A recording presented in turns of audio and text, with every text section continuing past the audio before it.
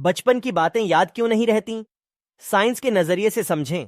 क्या आपने कभी सोचा है कि उम्र बढ़ने के साथ हम बचपन की यादें क्यों भूल जाते हैं? क्यों हमें ये याद नहीं रहता कि हमारा पहला बर्थडे कैसा था या हमारे पहले टीचर का नाम क्या था? आइए समझते हैं कि ऐसा क्यों होता है। क्या आपको अपनी पहली बर्थडे पार्टी याद है? आप बता सकते हैं कि आपके पहले टीचर का नाम क्या था? आप दिमाग पर जोर डालेंगे, लेकिन फिर भी याद नहीं कर पाएंगे, क्योंकि ये यादें अब आपके दिमाग में स्टोर हैं ही नहीं, लेकिन बचपन में ही सीखी गई। साइकिल आप चला सकते हैं, चम्मच कैसे पकड़नी है आपको याद है। क्या आपने कभी सोचा है कि उम्र बढ़ने के साथ हम बचपन की यादें क्यों भूल जाते हैं? क्यों हमें यह याद नहीं रहता कि हमारा पहला बर्थडे कैसा था या हमारे पहले टीचर का नाम क्या था? आइए समझते हैं कि ऐसा क्यों होता है। आपने कभी सोचा है कि आखिर क्यों ऐसा होता है कि बड़े होने के साथ साथ बचपन की यादें धूमिल होती जाती हैं? क्यों हम उन यादों को रिवाइव नहीं कर पाते, जबकि हमें यह याद रहता है कि साइकिल को कैसे चलाना है, कार किसे कहते हैं, बस कैसी दिखती है? इसके पीछे एक पूरी साइंस होती है। दरअसल हमारे दिमाग में 3 तरह की मेमोरी होती है। इसमें एक शॉर्ट टर्म मेमोरी होती है और 2 लॉन्ग टर्म मेमोरी होती है।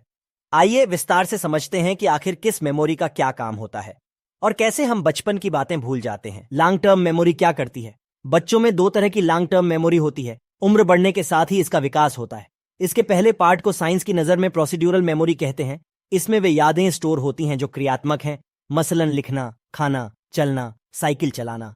ये सभी प्रोसीड्यूरल मेमोरी में स्टोर होती हैं। यह याद जिंदगी भर रहती है। लॉन्ग टर्म मेमोरी के दूसरे हिस्से को सीमेनेटिक मेमोरी कहते हैं। इस मेमोरी में सामान्य ज्ञान स्टोर होता है, मसलन किसी जानवर को पहचानना, नदी, इमारत, मंदिर आदि की पहचान इसी में स्टोर रहती है। इन चीजों के बारे में हम जिंदगी भर नहीं भूलते। Short term memory film Ghajini में आमिर खान को शॉर्ट टर्म मेमोरी लॉस ही था।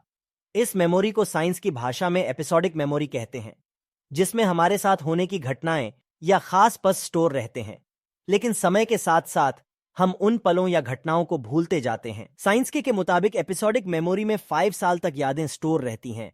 इसके बाद सिर्फ वही याद रह जाता है जिसे हम बार बार याद करते हैं। वैज्ञानिक ये दावा करते हैं कि कोई 5 साल का बच्चा जब 11 साल का होगा तो वह 5 साल तक की 75% यादों को भूल चुका होगा।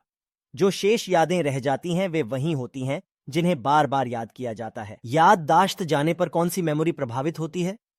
किसी हादसे या बीमारी की वजह से याददाश्त जाने पर लॉन्ग टर्म मेमोरी प्रभावित नहीं होती, सिर्फ एपिसोडिक मेमोरी पर असर पड़ता है। यानी साइकिल चलाना, किसी जीव को पहचानना, ये सब याद रहता है।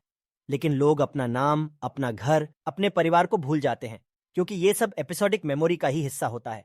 न्यूरॉन करते हैं किसी याद को मेमोरी में स्टोर करने का काम। किसी भी व्यक्ति के दिमाग में न्यूरॉन होते हैं जो दिमाग के साथ सूचना का आदान प्रदान करते हैं। किसी याद को मेमोरी में स्टोर करना इन्हीं न्यूरॉन का काम होता है। साइंस के मुताबिक 6 साल तक के बच्चे में न्यूरॉन बेहद कम होते हैं। 6 साल की उम्र से इनका विकास होना शुरू होता है।